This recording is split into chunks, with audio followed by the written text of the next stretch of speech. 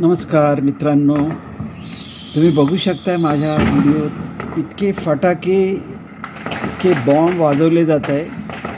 प्रदूषणाचं कोणालाही भान नाही, कोणालाही काही घेणं नाही. MPCB पर्यावरण मंत्रालय महाराष्ट्र देश काही घेणं नाही आपल्याला.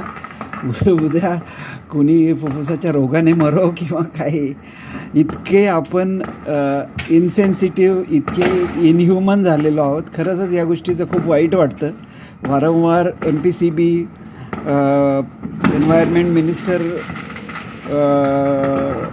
पंकजा मुंडे यांना लिहून की दिवाळीच्या दरम्यान लोकांना काहीतरी अपील करा, पण काहीही झालं नाही. अत्यंत दुःखद, अत्यंत वाईट.